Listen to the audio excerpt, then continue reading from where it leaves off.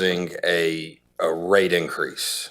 What is that percentage-wise? Absolutely, and the values are increasing. So even when we talk about we didn't increase your taxes still went up. But that's a taxing entity, and there's nothing we as this council can do to control for. Yeah, and again, this slide shows the 150,000, which again, is kind of a median value, but it shows per rate what that increase would be per year or per month. So I guess if we broke it down even further, we could say $53 for the year, right? I mean, if we just want to make it plain, we could say $150,000 house would be increased $53 for the year.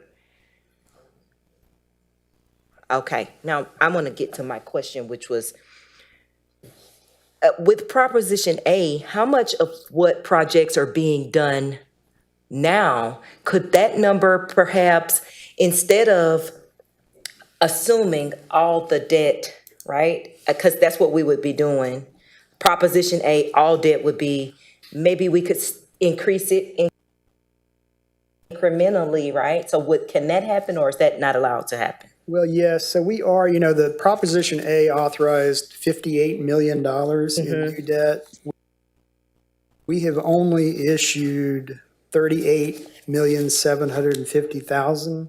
But how much of that is needed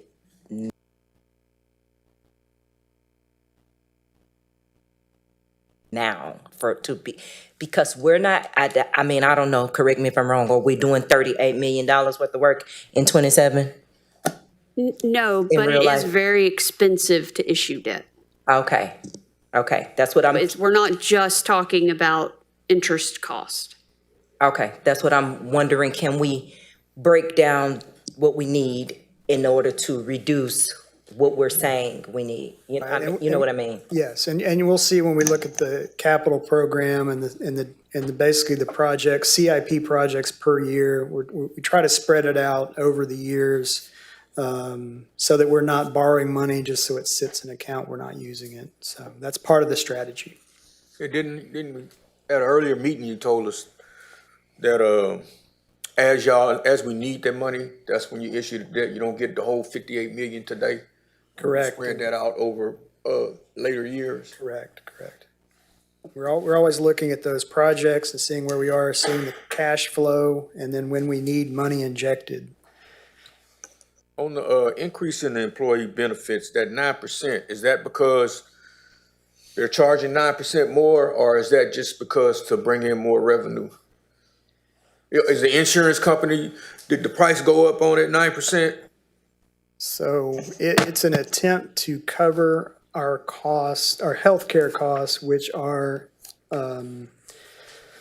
extreme. I think is a way to put it. I'll go ahead, Bridget. I was just going to say, because we are self-funded, so it's not the same as you go and buy an insurance policy. This is your cost. But we still have to pay someone to run it, right? Yeah, we do, but those costs are just going up, like as a whole, our claims, and I guess as a whole, health costs are crazy. Or they've increased and it's across the board. We're not unique. This isn't specialized to Beaumont. Yeah, you may recall Holmes Murphy their consultant gave us that presentation at the last workshop session, I believe it was. So just as an example, total medical pharmacy claims in 2021 was 22.6 million. It went up to 31 million in 2025. One of the things they talked about that's really hurting our plan is these high cost claimants. And again, we have no control over that. But looking back over the last few years, we had 29 high cost claimants at about $5.6 million in paid out, and it was 12.8 million this last year. So that's what's hitting. Again, we're self-insured. We have a stop loss policy, but that affects that as well. But that's the reason is we're having to figure out how to address that. This is one, we're trying to attack that on several levels. One, one is this, and this is just when we're talking about those kinds of numbers, that's just a small amount. We're trying to do a better job educating our employees in terms of when it's appropriate to go to the emergency room and when it's not. I know it's confusing for folks when you have all these emergency centers, and is it an emergency room or is it a urgent care and all this? So we're working with Tracy and communications on a campaign to help with that, to help to get to those costs down. But again, a big driver of those costs are these high claim individuals, which we really just don't have control over. Talk about doing a hiring freeze, which we already shorthanded, understaffed. So that's gonna put more work on the people that are still here. And you talk, the benefits going up 9%. And if you say you're not gonna give them the 2% COLA, basically that's a cut in pay. Yes, sir. That's what we're asking them to do. So that's, on just the civilian employees. For the median civilian. Have y'all looked at, when you was talking about, your fleet and everything, what you had to spend on vehicles and stuff, have you looked at leasing them? We have and do, we lease, yes. But that, and that hiring freeze is not gonna help with retention either. Especially if they they're doing more work and getting less money. That's not gonna help with retention at all. Yeah, that's something that we need to consider. Yes, sir. Thank you, Councilman. Councilman Turner. Mr. Boone, when you say we do lease, and I know we talked about financing vehicles earlier, is it a reason we do mixed use, and with our current situation, would you say leasing is more cost efficient than financing? It depends on the vehicle. I can say historically, we've leaned away from leasing. We've tried to buy, our vehicles, the idea being that, and again, I think about a sedan or a police cruiser versus a fire engine. It just depends on the situation. But historically, I think we've not leased, but over the last, decade or so, we've gone to that as an option. The issue with leasing is, of course, at the end of the lease, we often, you run out of the 5 years, and so you have to lease again. Whereas, as with anybody, if you think I can use this vehicle for 10 years instead of 5, you spread your cost out over that time period. So there are pros and cons. Just like for us, when we look at should you buy or lease, there's just different factors, but they play into this as well. Your mic. What's the least expensive? Where you can save the most money? Do you do it leasing or do you do it buying? Well, it's complicated, and I can ask Jeff Harville to come up and comment, but again, like at your own home, there's factors of if you lease a vehicle, it tends to be cheaper because you're just financing really the interest. Whereas if you buy it, the monthly payments are higher, but if you keep the vehicle for 10 years, then obviously your per annual makes more sense. However, if it's out of warranty, then we have repairs and maintenance and all that good stuff. And so you have to factor that in as well. So, I know Jeff and our fleet group does a really good job and they have a pretty sophisticated system of how much does the vehicle cost new, how much is it to lease, how much have we invested in repairs, and then what is that percentage? And again, depending on the equipment, there tends to be a break even to say, look, we're putting more into this vehicle in repairs than we could buy it new. And so then it's like, okay, that's when we need to look at buying or leasing. But again, I mentioned at the beginning of the presentation, I think the request was 12 million. And that number is not just once. It's because, of course, like with any vehicle, the older it gets, the more money you're putting into it. I wasn't done. You're not done? It's just in order for me to make a educated decision, I like the cost comparison on both. I know we kind of throwing it back and forth, but just for me to be able to make a concrete decision. I like to actually see it. My next thing is, and are we to the point where you're looking for direction, or you just kind of So, like what are we at the point where you're asking for our opinion and where we at on everything, or what? well, we can do it as we go. So again, today is, y'all are receiving the proposed budget. After this, we'll ask you to set the preliminary tax rate with the idea that September 8th, we'll ask you to adopt the final budget.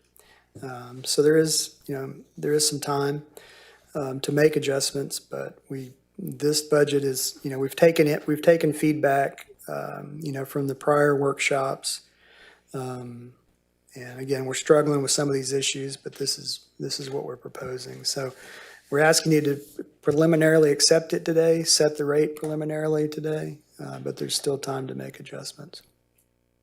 Yes, sir. And it's just some things in limbo that I kind of struggle with, because even with, Councilwoman Sherwood asked earlier about more revenue coming in, and we're kind of saying we're working on it, but I know we talked about these industrial agreements for quite some time. Like, I understand working on it, but the part we in right now, we kind of need to see where we at before we make these decisions, because one thing that I've learned since I've been on council, I'm just no longer comfortable making decisions without knowing all the facts and seeing financial analysis of, before I give this increase, how would this impact us in 4 more years? I've asked that multiple times, and I'm saying, and I've been told we can afford it, but it looks like we're at a point where we gotta I can't just say okay and support it. I need to see for a fact. Yeah, I think that's fair. I mean, we don't do it much here. I know some cities, they will have a fiscal impact statement. In other words, when you're doing something big, you always see in our agenda items that it's funded accordingly and it's in an approved budget. But some things extend out multiple years. And so, they do it in Austin at the legislature. What's the fiscal impact of doing this? And so we could definitely look to that. Going back to the abatements and IDAs, it is any expected revenues from those are included. It's just, we talked about as we get closer to renegotiating a lot of these industrial agreements in FY29, we can't really do anything until FY29 because they're already locked in. If I know we've had some recent abatement agreements where we've gotten some revenues. And so as those come along, we certainly will operate in that manner, and especially under the new abatement policy that we look to present here pretty soon. But until those things are actually in writing and we can count on them, we can't include them in the budget. And also we discussed some of these high claims and insurance, and we kind of kicked around maybe an in-house doctor. Have we did an analysis to see if it would be beneficial for us to go in that direction versus continue to see these costs rising because of, if employee says they're sick, they don't go see our doctor first, they go straight to the emergency room or where they may choose. Yeah, I didn't mention that earlier when we talked about these different things we're trying to do to get that under control, but that is something we are looking at as kind of an in-house clinic. Whether we contract with somebody, some jurisdictions have a turnkey, they just run a clinic. That is a potential savings. The issue is it's a big upfront cost, and then you realize the savings over the coming years, but only to the extent that your employees participate in it. And again, Holmes Murphy has just let us know that there are potential savings there, but our big hits are these high claim individuals. So it's not going to help. It's not going to be a silver bullet. Yeah, and just lastly for me, our regular employees don't have the pleasure of a union to negotiate on their behalf. So I have to speak to that. I have to explain to employees all the time when we give increases one way, and I got to look them in the face and speak to why it's not the same for them. So for me, I just can't in good faith not do nothing for the employees, knowing we're doing a hiring freeze and an increase in the premium cost for the insurance. Also, I'm not going to sugarcoat it. I'm not big on just raising it just to get to 20%. I can't talk around it. So me personally, I need us to figure out a way to, find the money and figure it out. But I don't want to not take care of the employees who don't have that leisure of having someone to negotiate on their behalf. I've ran into several people, and I feel them when they tell it to me. My second thing is, I just give you an example. Last year, we had budget restraints and issues, and yeah, it wasn't easy, but we told the manager, you need to go cut it this much more. So that might be the point where we might have to just have some uncomfortable conversations and do what needs to be done. But just me personally, I can't hit the employees 3 different ways. I can't support that. If I may. So our 20%, yeah, it might be lower than that, higher than the 16% that we've talked about, but we are also in a very unique climate, right? We are subject to hurricanes. We are subject to natural disasters, and all of those things are very expensive. So that's one of the reasons why we do have a higher reserved fund balance. And kind of like Miss Amy Schmidt had just talked about, a lot of the areas that we've kind of already looked. We've pretty much already asked departments to cut to the bare minimum, and what we have left. And this is why I asked early, and I've asked multiple times, why bring increases to us that clearly we may not be able to financially afford if we're a part of a financial negotiating team and it's presented to council? We're not in day-to-day operations. Now the decision's on the backs of us, but we're not in day-to-day operations. So that's what my issue is by saying yes again, because ultimately it falls back on us. Similar to when a decision is made, it's blown out to the community. The council said yes, but the recommendation didn't come from the council. So I can't operate in good faith that way anymore. And I'd like to piggyback on that, because what we're basically saying is police and fire, we negotiated these contracts that basically we can't afford, and now everything else needs to be cut, and nobody's going to say it, but I will, right? We have contractual obligations for over 60% of the budget going to a particular sect of people, right? And now, can we go back to them and say, hey, will you not take a raise this year? Can we go back to them and say, hey, can we not contractually do this 3, 5, 7, 6, 8%? No, we can't, right? There are instances where cities have been on the brink of bankruptcy because they don't get an option to say they don't have the money for public safety. You got to find it when it comes to public safety. Well, we also need to find it when it comes to our employees. That's pretty much how I feel. Thank you. Councilman Crenshaw, then Councilman Williams. Well, I think Mr. Williams wanted to go next, Okay. Mayor, and that's fine. And I heard it at several meetings about public safety and how much we spend, and it's tough for me to continue to let them be the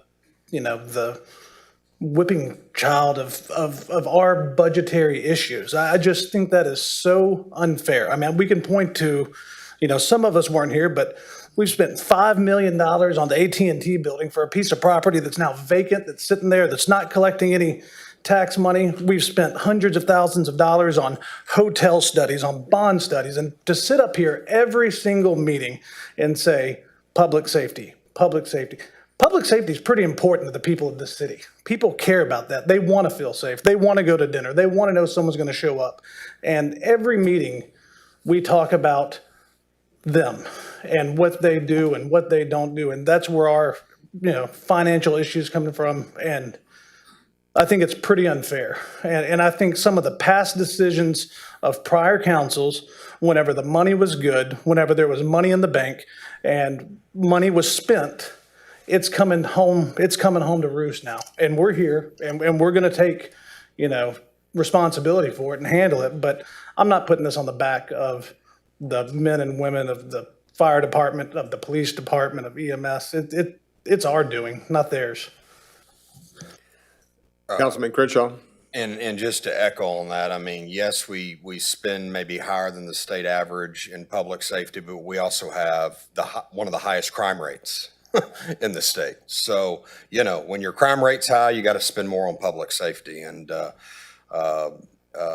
when you ask people what issues are impacting Beaumont and keeping our growth down, it's crime in the school district. So, we've got to address that. Okay, so here's what I've been wanting to say for the last 15 minutes. I went to Beaumont.bonds.com, one of these websites we paid that high dollar consultant out of Austin to set up for us. It says, how much will this cost me on Proposition A? Total cost, $58.2 million. Estimated tax impact for a $154,000 Beaumont valued home, $3.14 a month. I'm assuming staff is only asking us to increase the GO debt amount, which voters approved in 2025, by about $2 because we've only borrowed 38 million of the 58 million. Is that accurate? I mean, No? that sounds roughly Yes? No? correct. Yes? That's why? To me, that's already setting us back, right? And so what I would much rather staff had done was said, look, we told voters this is going to cost you an extra $3.14 a month in November of 2025. Voters approved it. And when you came to us with a proposal on the tax rate, we could have taken our current rate and added the $3.14 a month. That's already higher than the no new revenue rate of 68 cents. That would have been somewhere between the 68 cents and the 69 cents. So it's things like that. It seems like we're almost up here fighting against ourselves and we're making this more difficult than it needs to be.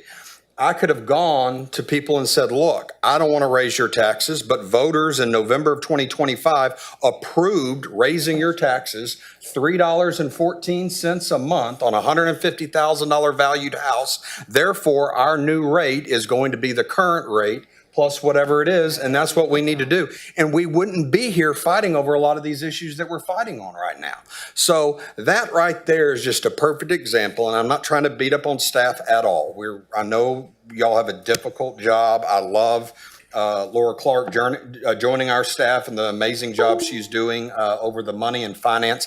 But these are the type of things that I think would make this situation so much easier to explain to people when we say we're not raising your taxes any more than what voters approved in November of 2025. And we're only increasing it instead of all these crazy numbers to 5%. That's just so much easier to explain. Or, yes, your taxes are going to go up about 3.5%, but that is what voters approved in November of 2025. So with that said, I'll stop talking. Thank you, Councilman. Councilman Turner, then Councilman Durio. And watch your mics. That's right. Yes, sir. And accountability is one big thing. But, we also have made decisions with accountability as far as on this council with settlements and lawsuits. We made decisions with, services that we no longer oversee or take care of. And we made them decisions together as a council. All of us voted on not only those decisions, but also we voted on increases to public safety. Again, I reiterate, I ask all the time for financial forecasts where we can know how this will impact us if we make this decision.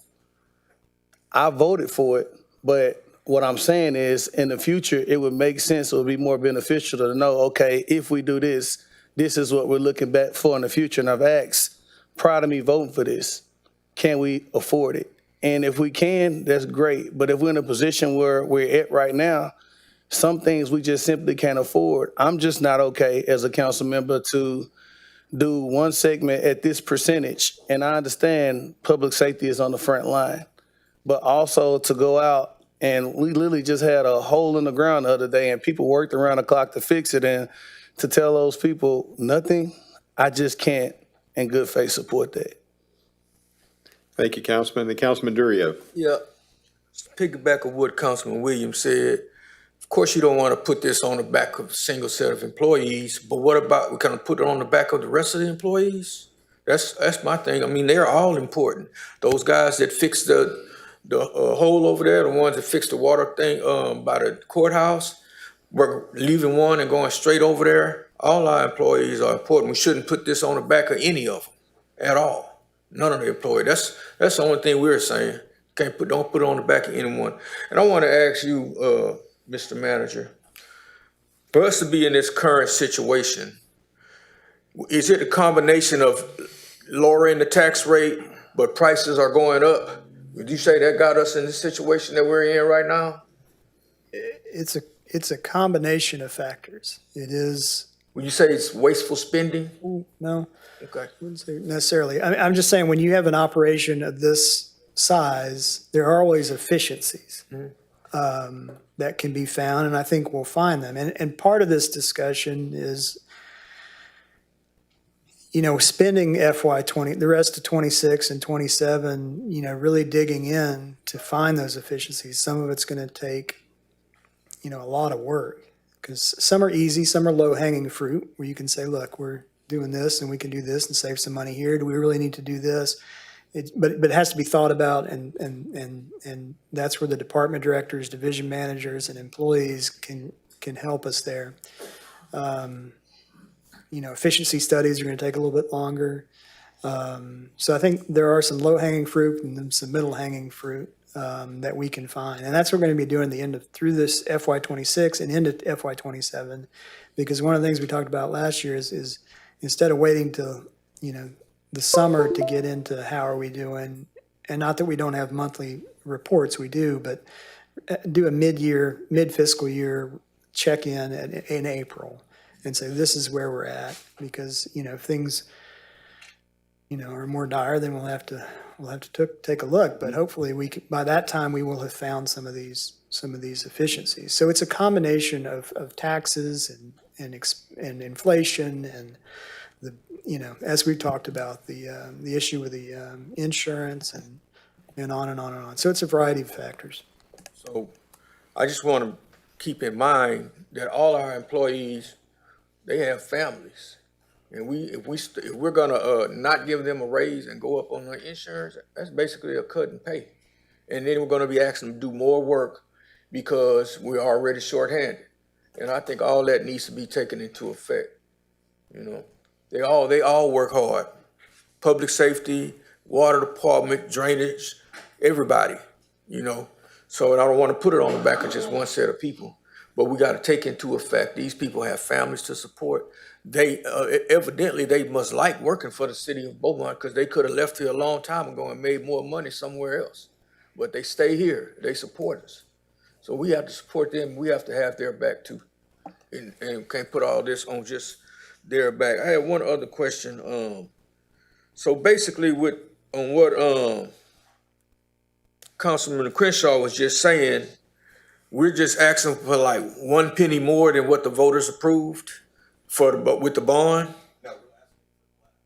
Oh, that's okay. We're Less than asking a for penny. less. And what I'm saying was, I would rather staff had come to us with the amount that voters approved and voted on in November of 2025 instead of less, which I assume when we borrow the other $20 million that we haven't borrowed yet next year, or the year after that, we're going to come back and ask to increase our GO debt amount again. And I just think that we're fighting against ourselves. And it would have been a lot easier from the beginning if we would have just come in and said, voters approved the $3.14 increase a month on a $150,000 house. That's what they're expecting, and that's what we're proposing that we do. And the numbers would be a lot better than what we've got right here.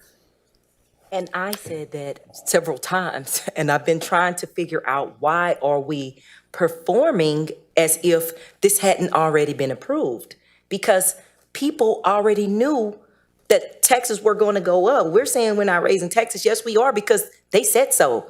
Either you're going to go with what the people have already said, or you're going to not perform what they have already said is necessary to do, which would have been simpler, because yes, we're arguing about something that must happen. The ballot literally said this is a tax increase, which state law required. Hello. So, Councilman Williams. But the tax rate proposed today, it is above right? I mean, I'm not following It's only proposed to go up to 60, the 0.6, the the 69. 65 plus the GO debt rate only increases to 67. So that's why the $3.04 on 68 cents threw me off, because I thought we said this was going to cost more on the bond. And so the ballot said that $3.14. That's what we educated voters on the increase would be, which they approved. And so to me, that should probably be somewhere between it's less than what staff is recommending today, but it's higher than the no new revenue rate. I'm assuming, going by y'all's, I these are thought y'all's numbers. not the rate with the current rate plus the bond rate was like 0.675. It is. But And what the no I'm, new revenue rate is what, 0.683? but what I'm saying is they did not include all of the bond money on the GO debt rate that they proposed to us. Because they've only borrowed 38 million. Okay, But taxpayers already in November approved. I follow you now. Correct.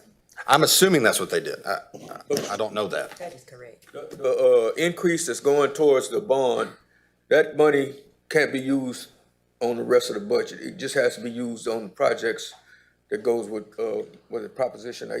Yeah, the additional INS, the additional debt service is separate than the M&O rate. Okay.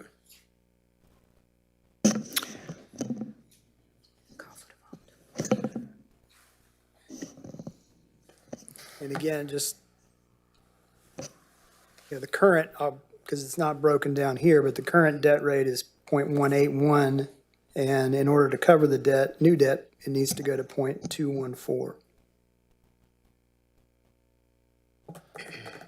But is staff going to come back to us next year when we borrow the other $20 million and say that the INS has gone up again and we need to increase again? Like, that's why I'm saying I don't understand why we broke that up when voters already approved it in November.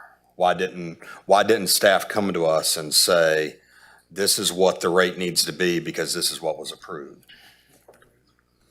I wasn't here then, but what I can say is, so the tax rate is broken up between the INS and the M&O. The INS rate is a calculated rate that comes from the tax office based on you turn in what your debt requirements are going to be for that coming year. And then it calculates that debt rate. And then the M&O rate is where you have a little bit of wiggle room. And so while I've been late to this budget process, what I saw was that the debt service overall, it was going up just over 3 pennies. So that was that 18 cents to 21 cents. And then the 0.695 allows a small increase on the M&O side. Right. Just a very small increase versus it staying the same. But at the very least, if you don't change the overall rate because of the shift to the 3 cents, then you're actually taking that money out of the general fund, and that's funds that it had had the prior year and what wouldn't have now. So I think that is part of the manager's recommendation to shift the 3 pennies and have a small incremental increase in the M&O. And that makes more sense then. So in essence, the 3 cents represents only the 38 million out of the 58 million that we borrowed. And that if we would have borrowed the full 58 million already, that 3 cents would likely be higher, maybe around 4.5 cents or whatever. And you would have recommended the higher rate. And so that's why we're not doing that right now. Right, it'll calculate a higher rate as more debt is added. More debt is added. In Okay. addition, I believe there's some certificates of obligation that have been issued in order for maybe street rehab and some things. And then also the tax note that was approved in this budget, the 26 budget for fleet purchases. So that will also have debt requirements. So all of that gets figured into the debt service calculation, the INS calculation. But to answer your question, when we get to that point to get the additional tranche of money, yes, we'll be coming back to you and say, hey, we need more. And that's what I said. And to me, it would have made sense if we did it all at once, but now I understand why we're saying Yeah, 'cause we're having to break it up because we can't increase, is it the INS? Okay, we can't increase the INS over what it actually is. Gotcha.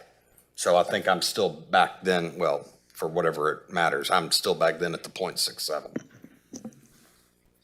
So, Mr. Boone, at the different rates that you showed us, how would that each different one affect our, I think she had mentioned before, our bond rating?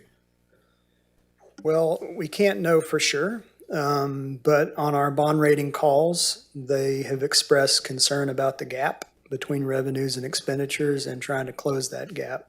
Bridget, you have any thoughts on that? Yeah, that is, because they've asked, hey, we're seeing you dipping into your general fund. Are you going to stay at your 20%? They have specifically asked that. And if we continue to dip into our general fund and we're not closing that gap, and we don't have a plan, they want to see a plan for us to close that gap. And not only that, they want to see it come to fruition. They want to see us appropriately carry out that plan. And that's what this budget is doing. So that we don't get our, Closed budget, I'm sorry? closed budget that we're looking at, that's what it's doing? Is planned to get that, get Yes, to there? exactly. So that we don't get our bond rating dinged, and so that, debt as we're issuing it isn't more expensive for the city. Councilman Williams. Whenever you're having these conversations and they're expressing the concern and where we're headed, I know that you weren't in that position and Chris wasn't in his, but have they said if they shared the same concern with the shrinking fund balance over the last 4 or 5 years? Or is this the first time that they've said we're now concerned about it? I can't speak. It's been consistent, just because like whenever we have to go out for debt, when we're issuing debts for certificate of occupancies, we have to do a due diligence document. Some of the questions are the same: projected expenses, what are we spending? So there's not a direct question related to our general fund, but they do ask about revenues, they do ask about expenses. The documents, the due diligence documents don't change. I think now the questions probably are more targeted. But it's based on our own financial policies. But the questions in the documents have been consistent on, like, what are your revenues? What are your expenses? What are your projected things? And they base that on, essentially, when you issue debt at a certain rate, like, it's your credit score, your ability to pay it back.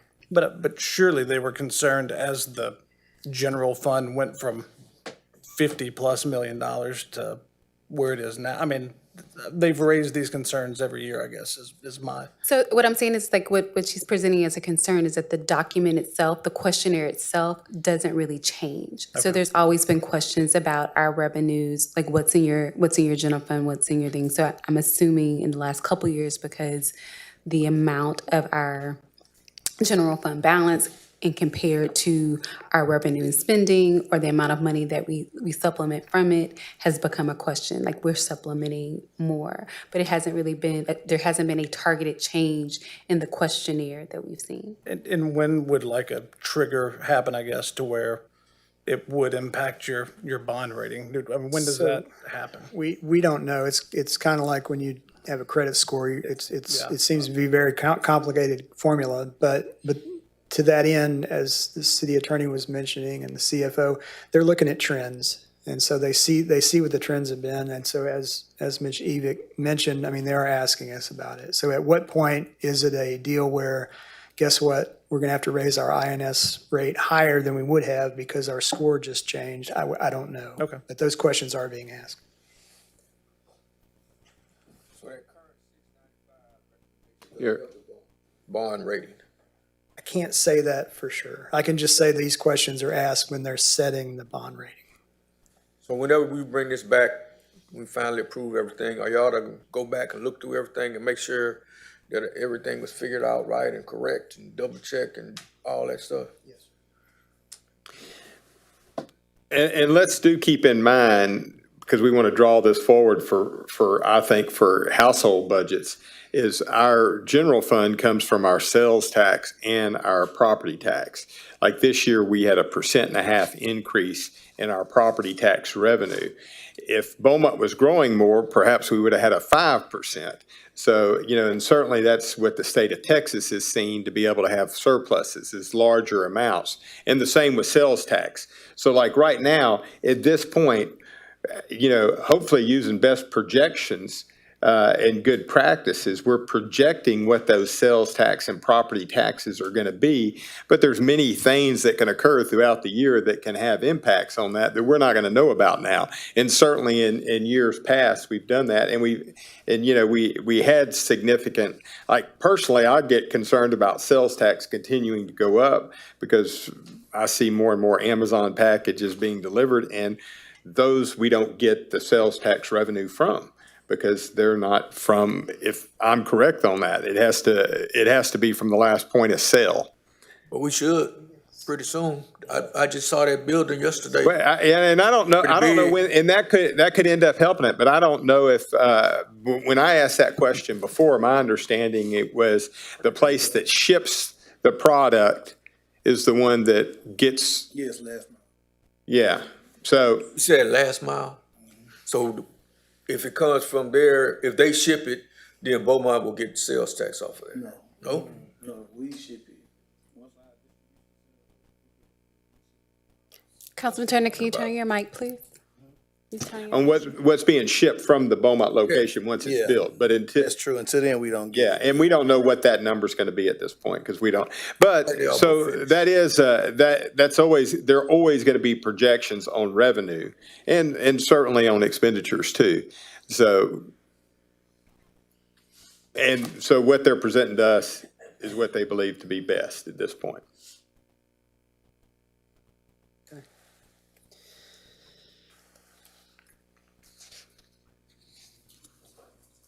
So again, we just talked about the variance from the proposed 695 rate and what that means in terms of the ending fund balance.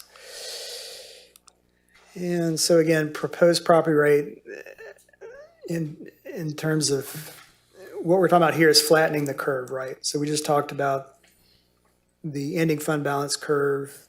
As we talked about in the beginning of the presentation, it was a little more dire, but we feel like this proposal starts to flatten that curve where we might get some less pointed questions from the bond rating agencies. Again, accommodating the bond election, debt, CO debt. We seek to balance desired tax rate with needed services. We've talked about proposed increases and contractual ones. Allows us to continue to find efficiencies, as I mentioned. This is an ongoing process. We've talked about the freeze and the impact. The longer it goes on, the greater impact potentially. And then again, we've talked a little bit about federal and state mandated, unfunded mandates. We have several $100,000 in this budget that wasn't required last year, but because of state unfunded mandates, we're having to cover those costs. So at the end of the day, we've seen this similar slide before with prior projections, but this is what is included in your proposed FY27 budget. I think we've talked about most of these numbers. We've seen them in the graphs, but the idea is you can see the dipping into the fund balance is greatly reduced. And again, the idea is to try to slow down that until we can allow some revenues to catch up with expenditures. And again, same slide, just giving you the history of dipping into that fund balance. With that, before we get into the solid waste rate change, any other questions about the general fund? Not, we'll jump in. Let me Yes, ask sir. you one more question I just thought about. When y'all were looking at this COLA increase, did you get to 2%? You just stopped there? Y'all didn't look at what 3% would be like, or 2.5%? We did. We would like to give 3%, but we're just trying to balance it with the challenges that we're facing. I hope we can continue to look in and see if we can make that happen. Okay. So going into the solid waste change, again, we're not proposing an increase in our garbage rates, but we are, as discussed in prior, proposing an increase of $5 per cubic yard of tipping fees, compacted and uncompacted, to kind of get us to more statewide average and even a regional average, and giving us some revenue, knowing that we're going to have some expenditures coming down the line to try to put in some new cells at the landfill to extend the life. Any questions on the solid waste? Go back. Yes, sir. Councilman Turner. I know we kind of talked about this. Is it still one line, did we look into a commercial line and a regular line? Yeah, I think we still have one line, but I'll ask Fernando, any comments on the line getting into the landfill? Are we still on one? Like, I guess Entrance line. queuing up to get into the landfill? Oh, the line, no, there's no way, except when it rains. Yes, I'm sorry. The line on the landfill is basically when it rains, is when we have to deal with all the mud, which we have to create a rock road to get up on top of the landfill, and that way we minimize that wait time. But we're still working on that, waiting for the next budget so I can buy more rocks, so. Okay. Can't do without money. Yes, sir. So my question is, well, there's more than one, but first, when are we going to start selling our methane? Do you know when that line's going to come on and we're going to start? On the gas line? Yes. It should be done in October. We should start seeing actually the gas going across. Okay. We have our inspection for the preliminary gas audit to see if make sure we're covered properly to capture all the gas, and then we'll go from there. Do we have any anticipated revenues from that? Have we done anything on that? No, I have heard the quality of the gas is good. So I have heard that, but I haven't heard the volume yet. Until we bring down some of the water in the landfill so that we can up the generator, up the gas rate that we're trying to produce. Okay. And my other question is, how many cities in Texas provide free refuge pickup? When I say the claw, basically, that comes in and picks up Most solid cities, waste, trees. Yeah, most cities that I've worked in, when it comes to heavy trash, it's once a month. And, that's it. Once a month for, every location within the city. Have you looked at what kind of savings that would bring if we just did that once a month? I have not, but the problem with this location is the rain, the heavy vegetation. Unless the people that cut it down take it to the landfill, it's going to build up. Right now, we do heavy trash is consistent, about 750 tons a week. Okay, that is a week. Right. So, and we pick up every week. We also pick up about 700 to 800 tons of regular garbage, residential garbage every week. That doesn't include the 1,200 tires that we pick up and have to process and or ship out, which there's no revenue for. That's all what we do for the city. What is that costing us? Well, 1,200 tires a month is what we receive, just in the tires. To dispose one trailer,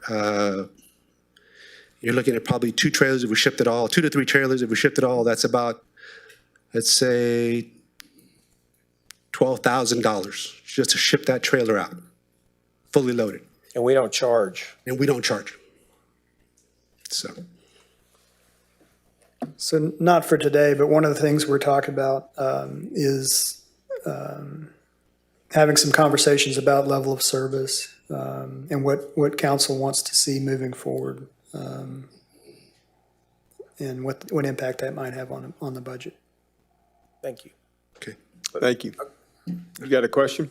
Yes, the tires you're talking about shipping out, are those tires brought into the landfill, or is that stuff y'all picking up on the side of the street?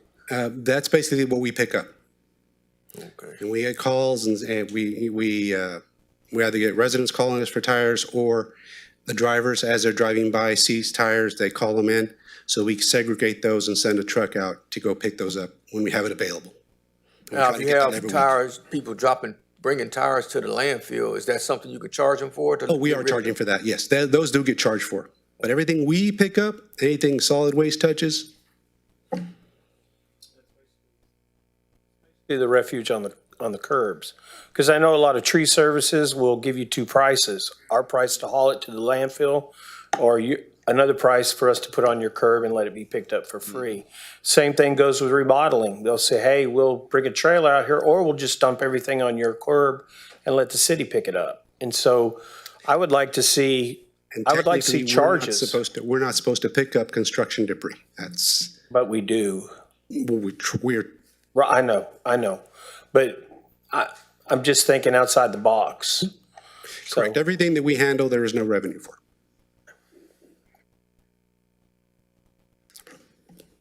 Thank you. Thank you very much. Sure. so on that same note, as business owners, and I know there's a bunch of us up here that are business owners, when a department or a company is losing money, you don't just look at your administration staff. You begin to look at the efficiency of each department. And a department head may not think something needs to be cut. Good example is Good Sam. That saved us $300,000, but it wasn't asked to be cut from the budget. So I would like to see an efficiency study, water department, drainage department. How many men do we actually need on a crew? How many men are actually working? Do an efficiency study. Look at what's going on, because that's what we do.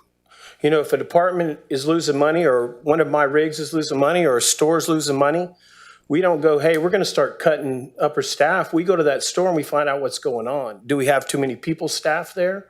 What is the problem that's going on? And so I don't know if we've actually looked at that, or if we've just said, hey, each department head, find what you can cut and let's cut it, versus saying, let's see how efficient each department is running and can it run better. So that's just my. Thank you. Okay. Nothing else on the solid waste. We'll move into proposed changes to water and wastewater rates. Just a quick history on wastewater and water rate increases. As y'all recall, we had HDR present an analysis and recommendation that they've been doing for the last few years at two separate workshops this summer on the budget. This is a portion of the proposal that Grady Reed presented back then, and so you can see this is you see the new debt being added. So what they're doing again is forecasting based on revenue projections and new debt obligations. And so the proposal in the budget is no increase to water rates, but as mentioned, revenues in the wastewater portion of the utilities fund are not covering expenses. And so there were several proposals that were presented, and so we're recommending scenario B, which is a 5% increase in the demand charge, which is kind of your base charge for all non-senior customers. No increase to the volume rate for single-family residential, and then a 17 increase rate for the others, which tends to be commercial and industrial. And this is a breakdown that HDR proposed. And again, you can see, like, for example, the senior citizen 5/8 meter, no increase.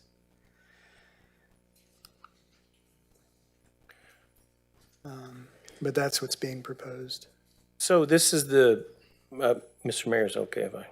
Yes, go So ahead. is this the same gentleman that came and spoke to us? And I asked him, I said, how can we have good numbers when we haven't given them good numbers? Because we don't actually know how much is not being collected on our, and he actually last year came to us and said we need to do a water rate increase, and then came back this time and said, my numbers were wrong, we didn't need to. So before we start raising rates, I think that we got to make sure that we have 100% collection on these. I mean, we have no idea how much money we're not collecting. And everybody's going to see a $50 or $75 increase in their water bill because a lot of the meters haven't been read correctly. And so before we start raising rates, I think we need to make sure that we're getting 100% collection, and then we have good numbers that we know that we can choose from. And so that's, again, my thoughts. Okay.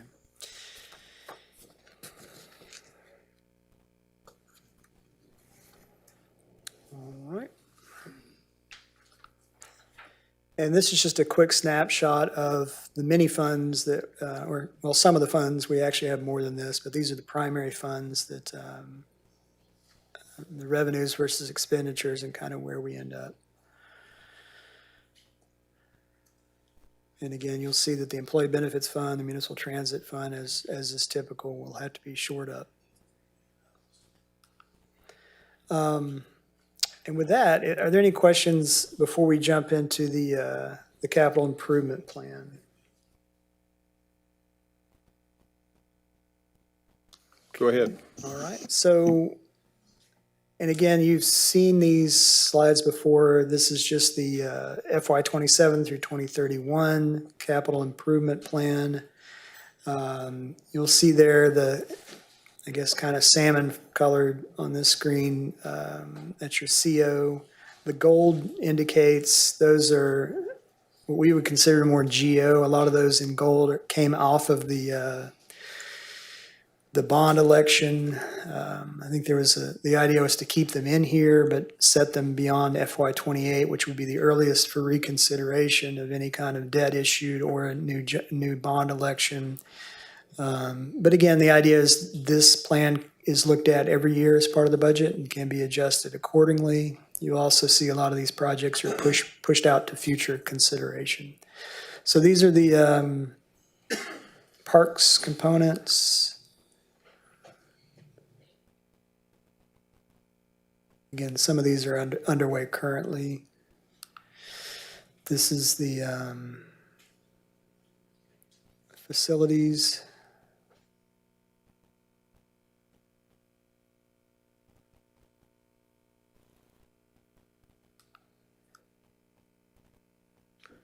Downtown development.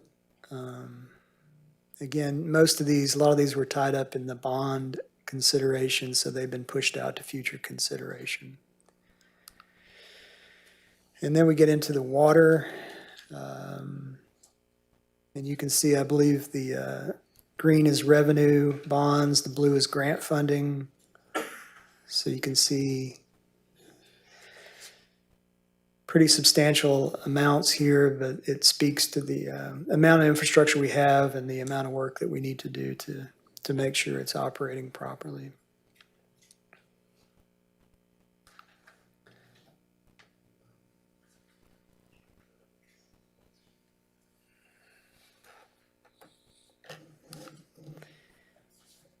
And then this is the wastewater side. So like the 23rd Street sewer trunk line, you'll see all the, and again, y'all have the CIP in front of you. Yes, sir. Chris, just a quick question. On that slide where we're talking about 9 million next year in water improvements, I think it was the next one. Yes.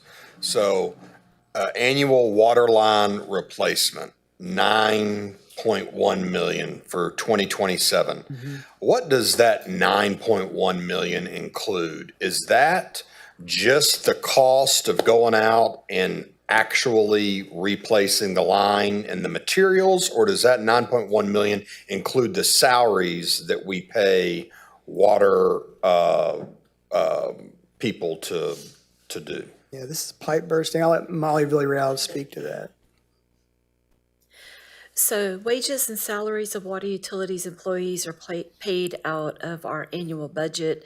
The $9 million of annual water line replacement represents the part of that is the inventory in the water utilities warehouse for the water lines, valves, and fittings, in addition to the many water line replacement projects that we have, such as previously the Gladys water line replacement. Okay. Highlands water line replacement as part of the Highland project is paid out of this line item, and similar projects. Okay, so 9.1 million in 2027 is both materials we have in the warehouse and money we pay to contractors for the water line replacement. That's correct, and we arrived at that approximate 9 million per year because our objective is to replace approximately 1 to 1.4% of the water distribution system annually. Okay, and maybe I'm just not seeing it really quickly, but what's the amount we're going to spend next year to improve the sewer lines so they don't back up in people's houses? So that's covered in a couple of them. So we have the counterpart to the annual water line, and we have the annual collection system renewal, which is at for FY '27, estimated at $6.1 million, and also our annual lift station repair and improvements, which is estimated for FY '27 at $940,000, in addition to multiple individual projects that have their separate line items. What's going on downtown? Why are we spending 4.6 million on sewer there? That seems like a big number, and it seems like the calls we get about sewer aren't necessarily downtown, and they're in the residential neighborhoods.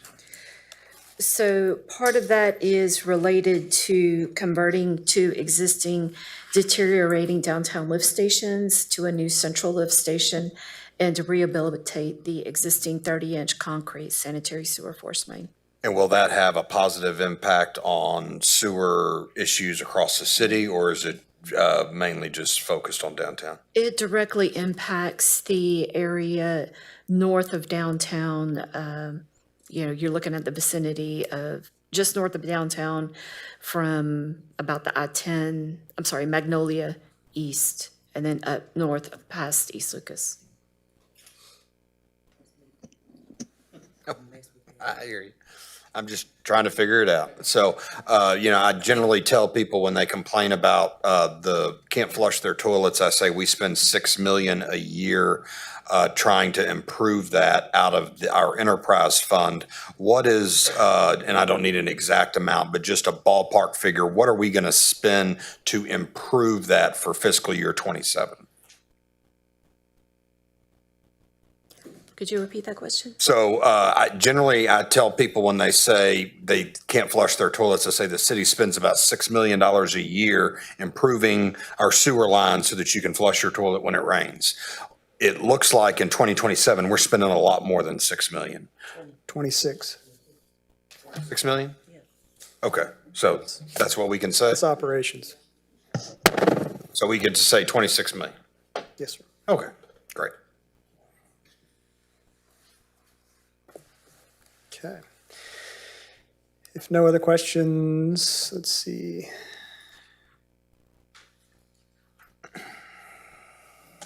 These are more CO street and drainage projects.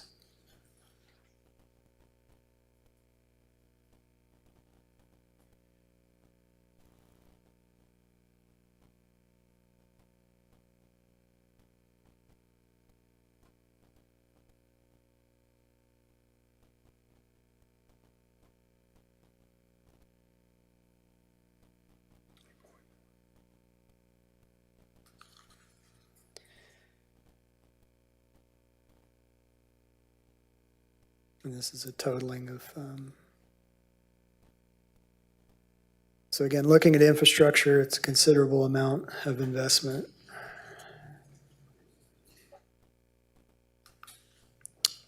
And in conclusion, again, as mentioned earlier, while we can't correct course in a single budget year, we feel like we are on the right course. I will say that city staff is doing an amazing job, continuing to serve the citizens, the staff, the directors, the division managers. Again, this is going to be an ongoing process as we go into 2027 to try to find some efficiencies. So I appreciate the work that they have done and are doing. And then finally, special thanks to Laura Clark, our Deputy City Manager, Bridget Evick, our CFO, Amanda Hill, our Assistant CFO, and Amy Schmidt, our Budget Officer, who has spent tireless hours working on getting us to this point. But with that, are there any additional questions? Councilman Turner? This kind of came up briefly earlier, but, in the past, I know the city wanted a certain amount of revenue in case of a storm. The city would have to get everything back going. But correct me if I'm wrong, or to my understanding, if it's a storm, don't we now pay a deductible versus having to pay everything out of pocket up front?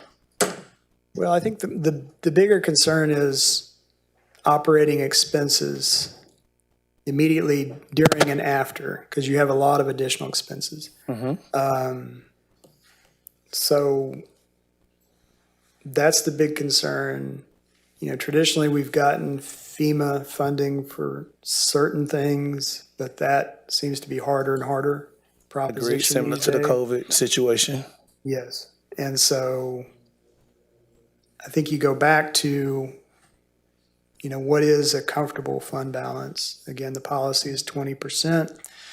We've talked about the GFOA, the general accounting, the government accounting group recommends about 16.5% as a minimum, because that translates to about 2 months of operating. So it's just, it's all together. I mean, every city faces challenges, but, you know, with our history and experience with storms, we know that they can be expensive propositions, and they can take a lot of time and money to recover from. But I just want to know, in case of a storm, do we pay a deductible now, or is it the way it was structured when we're experiencing the storms, where the city had to put the funding up and we had to wait to be reimbursed? Meaning the way we're insured now.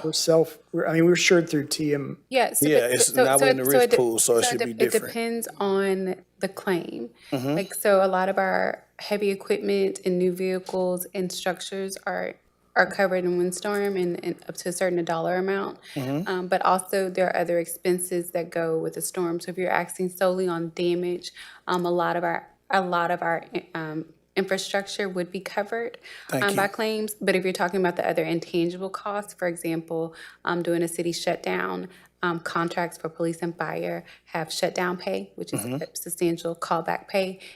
Calls into question, so that's different and separate from our normal overtime and normal general payroll expenses. There are also some things that would not necessarily be covered by the storm itself, or that we would need to remedy quickly in order to resume normal city functions.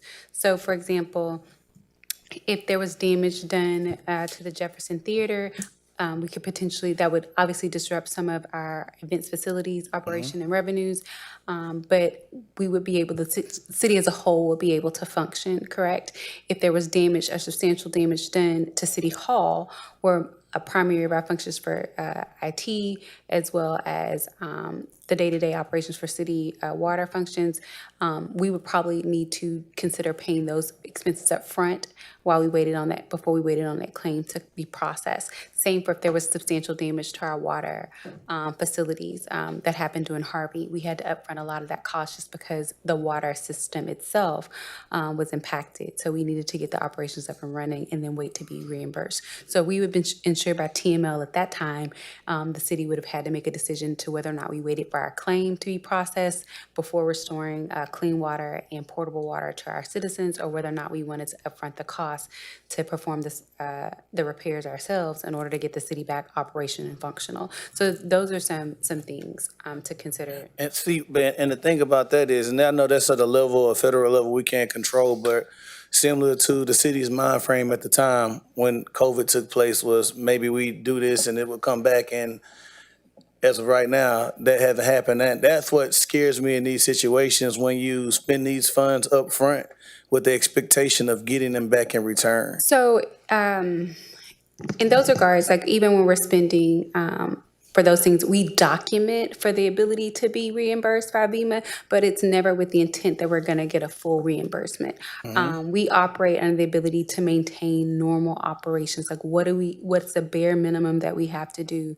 in order to get the city back to a functional point to where we're no longer on a city closure, because a city closure is expensive, right? We're paying employees who are on salary, who are not here. Our part-time employees are getting our part-time or hourly employees get no money unless council approves for them to get a salary. And then you have our EMS and fire, our public service guys who are working essentially around the clock to maintain the city, but also to do additional duties to make sure the city stays safe and functional. So per their contract, they're paid at a different rate under the city closure payments. So there are some things that are essentially we track, because in the past FEMA had recovered those costs, but we're not just doing it because, we're going to get our money back. We're we're doing it because that's the bare minimum we have to do to maintain a functional and operational city.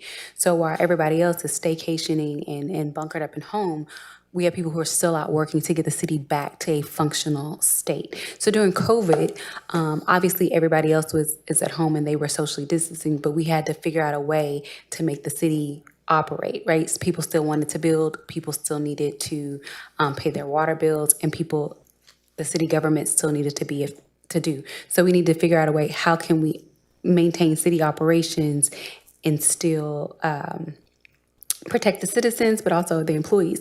A lot of why COVID expenses weren't covered is because FEMA said that that's something that you would have normally did anyway. And so it's different from a natural disaster where you can tell that there's some damaging things, where you had to do the things to get the city back up and running. But a lot of things that we did during COVID were things that we would do anyway. We just had to do them differently. So there's a lot of like mechanics that go into place with that. But if you're talking about moving forward, if we had another COVID, I think that, obviously we have more technology in place to address it. But if we had a hurricane that happened next month, September typically tends to be our big hurricane month. I'm not going to wood when I say that. But if we had a hurricane next You're not month. supposed to say it at all. Sorry, I'm here. But if we had a hurricane next month, the thing, we know that FEMA is traditionally becoming harder to get reimbursed, right? But we also know that it takes years for that money to come back. If there's a damage to our building, like any other claim, it would be processed through our insurance, right? How long do you want to defer city operations before we process that?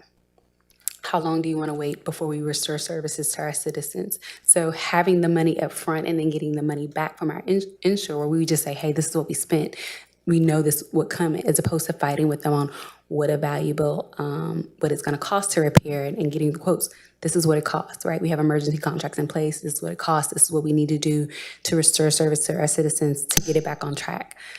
As opposed to saying we're going to submit the claim to our insurance, go through the adjuster process, wait, then go out for bid, then have the people come in. RFP, all that, yeah. And then do the work, right? When you're doing work under disaster and emergency services, there's a different bidding process. We get to use the emergency contracts we had in place.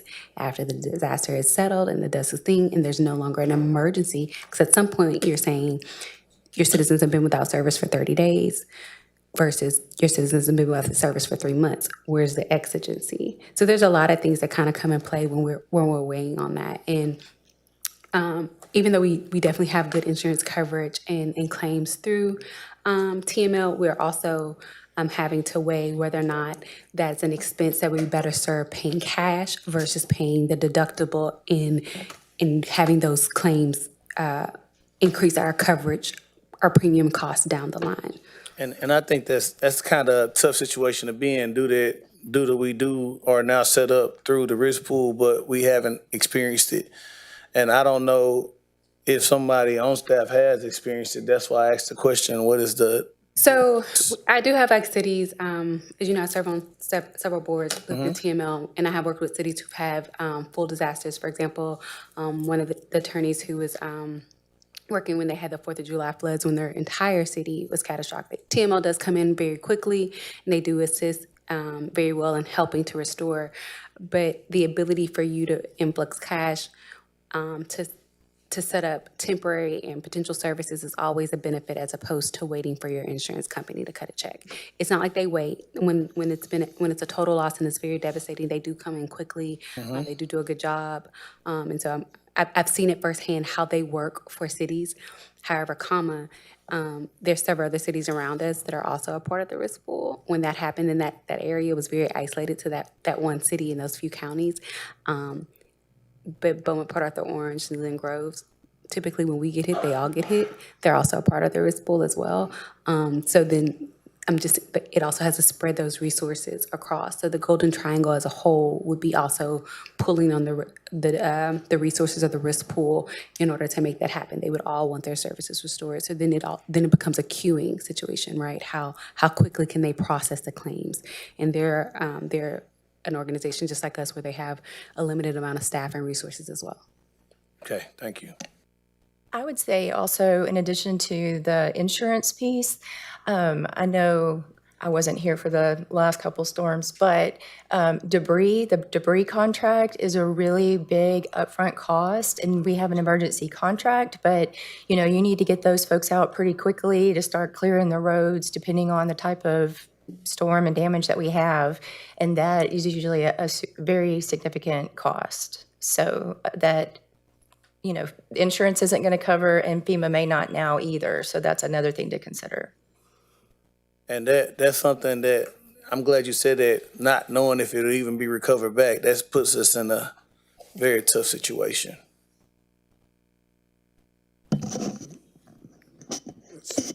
That's correct. Okay. Nothing else. That's all we have. Okay. So at this point, it's time for a motion for a resolution receiving the proposed FY 27 budget and scheduling a public hearing.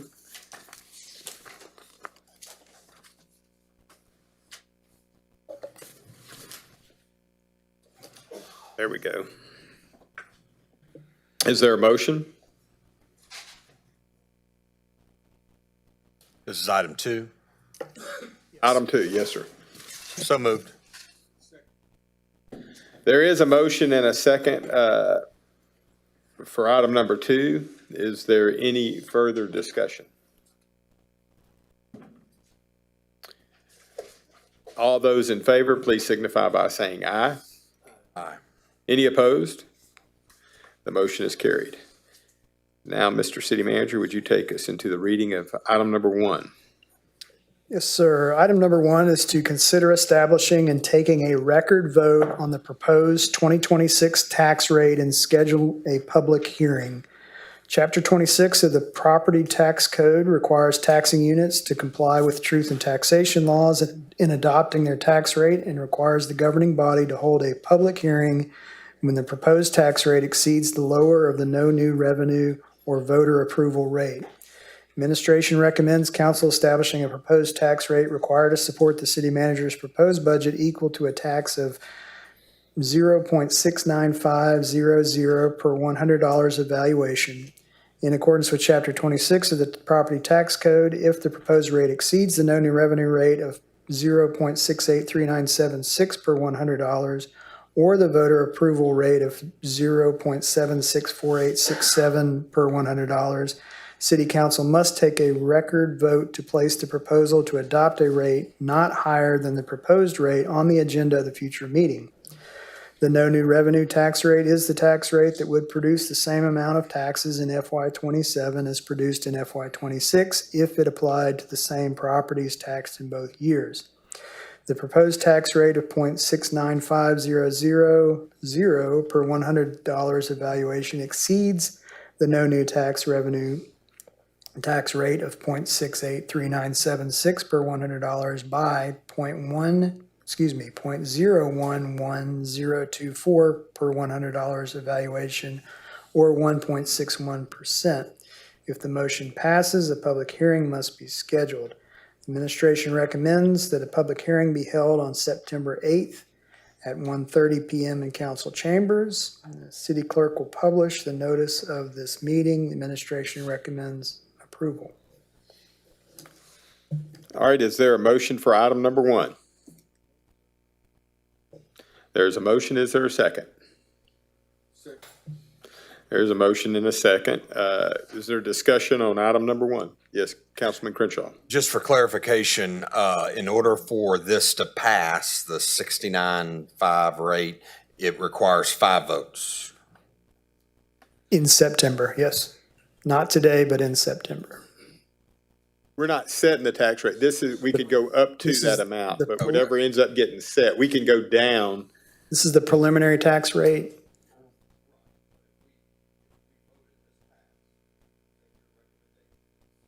You lost your mind. Yeah. At 69.5, and we do that. In order for this to pass at the September 8th hearing, it's going to take 5 votes. September 22nd, yes, sir.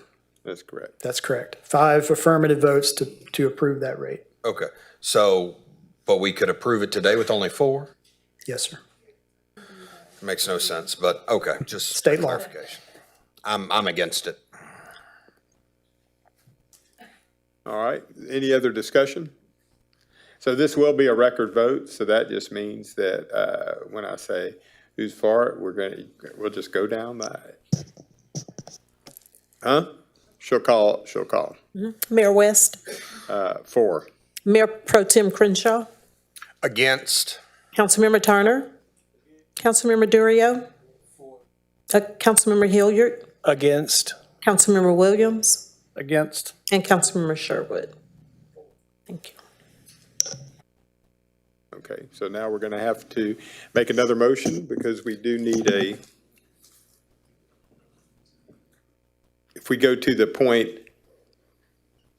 683976, we still set a public hearing, correct?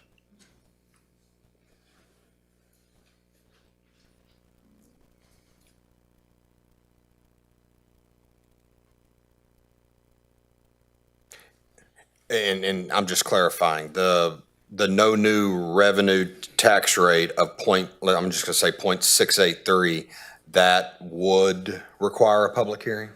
That's what I'm confirming right now. That's what I'm asking Well, I about. don't think it does, based upon how I just read this. Okay. But who's answering that?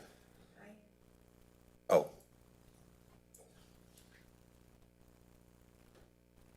Also, for clarification, it can be, let's just say it does require a hearing in September. It only requires 4 votes because it's the no new revenue rate, right? Correct. If you don't go above the no new revenue, Yes. it's a simple majority. So yes, if you go to the no new revenue rate, then no hearing is required. So we could effectively do this today.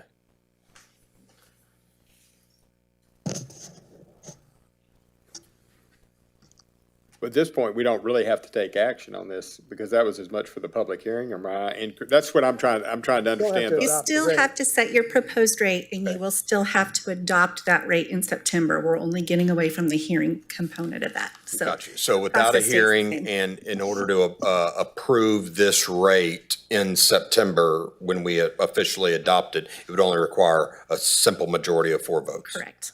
Thank you so much. We will need a new motion,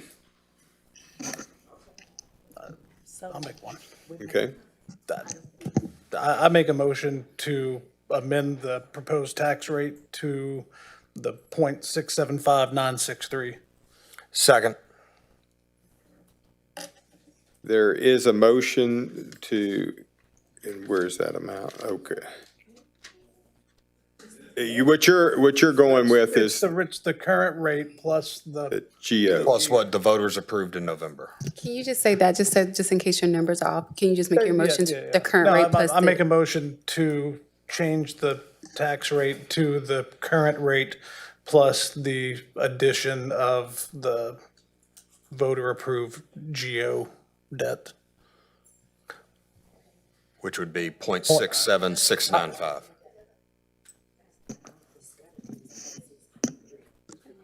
You're effectively so- going to so be as- asking us to reduce the general fund expenses. Just for clarity, and I think what they're trying to explain is that whatever you propose today is the amount that you're capped at. You can always lower it after at your September 8th meeting, but you can never go No, I've, higher than what you said. and So others up that's here what can vote they're, against it. that's what they're making sure that you're aware I've got you. of. Okay. Yeah, this is one of the options that we were given in our little option chart. And it's the current rate plus the GO debt, which the voters approved in November of 2025. And that is 0.67695. Yes, but that is not the only debt that we have, though. There's additional debt. So essentially, we have 3 cents that is going to the INS fund. That fund can only be spent on debt that we've already issued. So we're going to have to take 2 cents from our general fund, M&O operating expenses.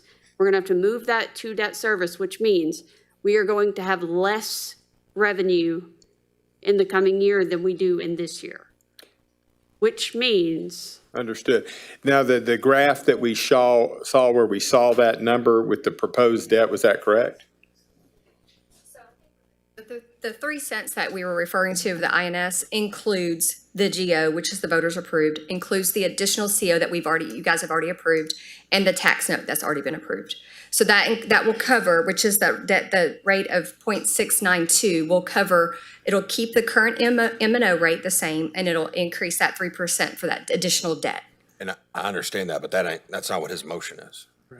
Right, I was just making sure that you were clear, because the 676 is just gonna be the current rate plus just the GO debt. So which means we're still gonna have to take some M&O to cover the other additional debt, because we still have the CO and the tax note that has to be, it's already been approved, it has to be done, it's in the process. Which So- goes to my earlier point that I would wish that we would have made a proposal on the current rate plus the GO debt to include what voters were told in November of 2025 when we said that it was the effective of $3.14 a month for a house of value of $150,000.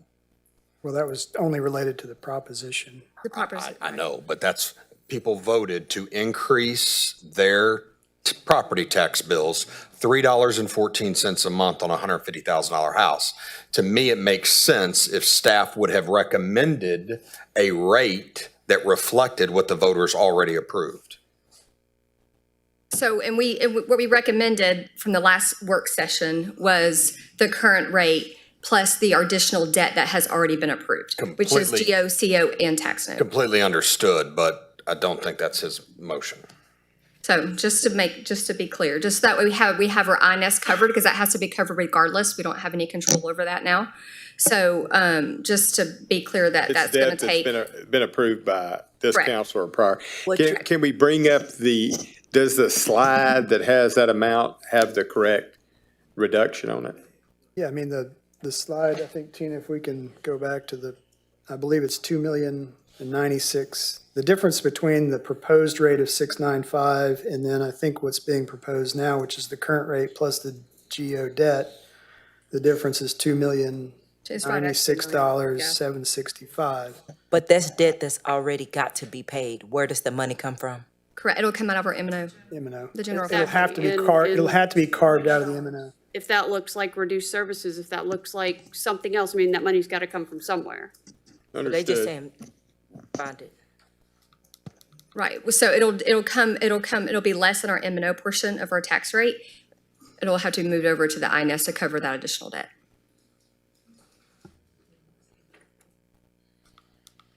Getting there.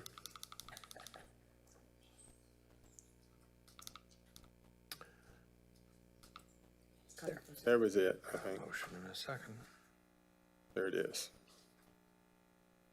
So it's the 0.67695, which is the current rate plus the GO debt rate. GO debt, correct. And then the 0.692 is the current rate plus to cover all of our additional debt, which is the CO, GO, and the tax note. And that's the no new revenue. That's the 0.692. Okay. Gotcha. All right, but currently we have a motion and a second for the current rate plus the GO debt rather than saying the 0.67. I'm going on the second column. Is there any other discussion? We're going to do on a that? record vote on that? We will need to, yeah. Okay, great. Is there any other discussion?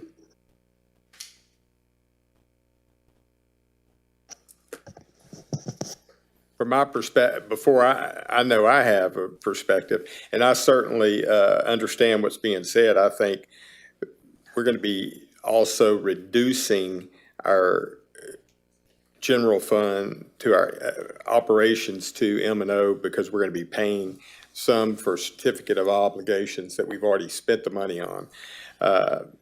So that presents a problem for me. So that's not something I'm going to be able to support. Just as a point of reference. Understood. Any other comments? All right, Record vote. record vote. Mayor West, I'm against that. Councilmember, Mayor Pro Tem Crenshaw, Approve. Councilmember Turner, Against. Councilmember Durio, Against. Councilmember Hilliard, Approve. Councilmember Williams, For. and Councilmember Sherwood. Against. Thank you. Okay. So now we're moving on to another, we're gonna need another a motion, because that one was, we've had 2 declined. Don't look at me. I'm assuming someone needs to move for the no new revenue. That would be my assumption, yes. It won't be me.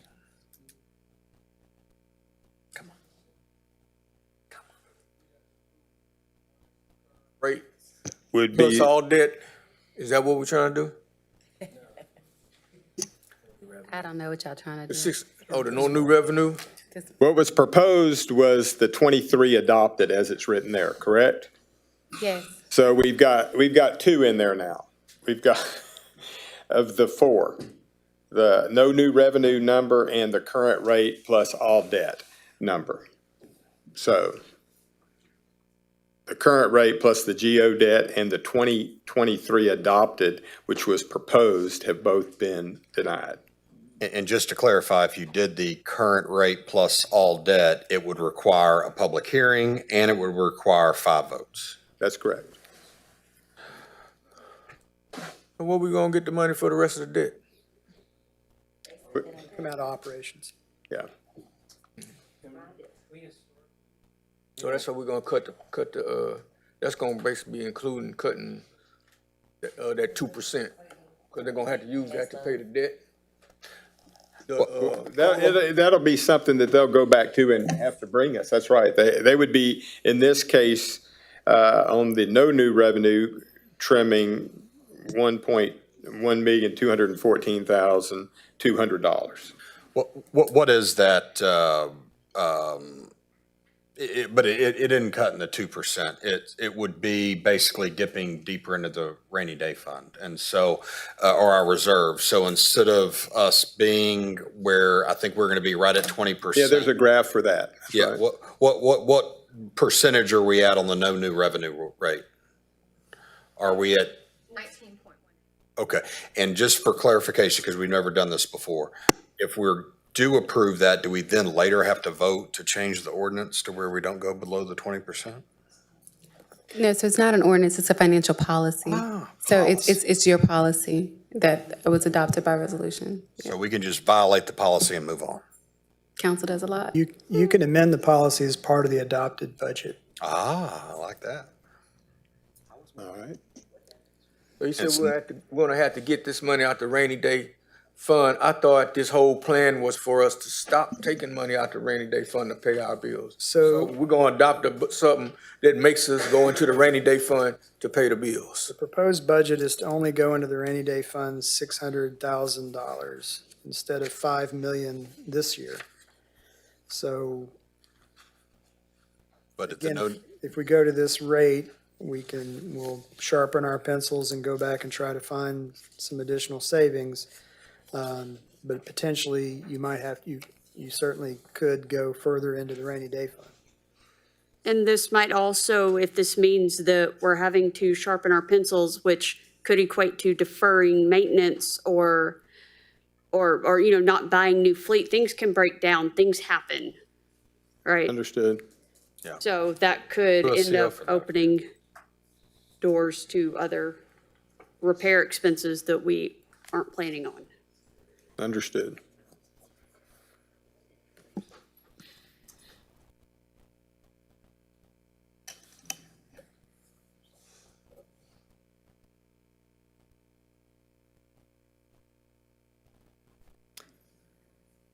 At this point, I'm waiting for a motion in a second.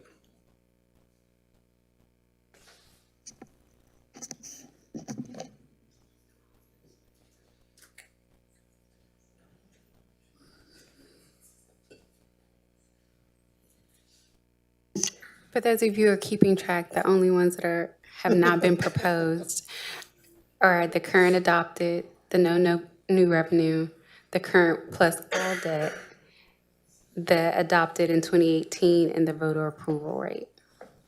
So the proposed and the current plus GO have both been. Current adopted doesn't include the with the bond election. Yeah. So the current adopted doesn't include, but I'm just saying what hasn't, a motion has Well, already since we're been made kinda- and failed we've, on those other two. We've rejected Those two. those two. I've narrowed it down to the two between there.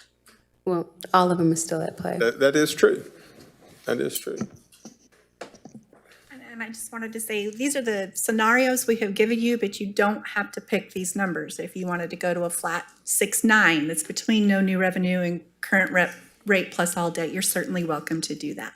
But a flat 6.9 would also require a 5 votes. Yes, sir, it would. Anything above the no new revenue. I mean, let's just be realistic. Right. I'm trying to figure out something to get to 4 votes and.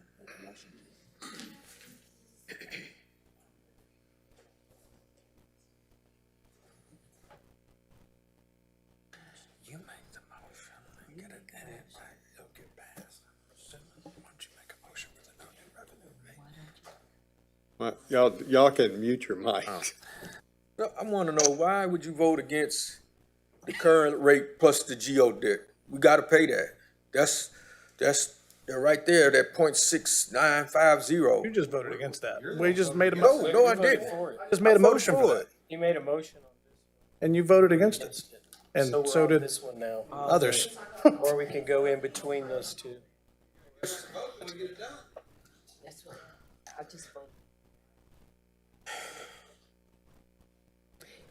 Councilman Williams' motion was for the current rate plus the GO debt, Right. which was 0.6769. The other Which one, was lower than the, which was what I asked lower. about the And rest of then the concern was it didn't cover the other INS, That's the one that which we gotta would go be into. included in the current plus all debt. What we're trying not to do. So the GO debt doesn't include the CO debts and tax note debt, but the all debt rate does. The what?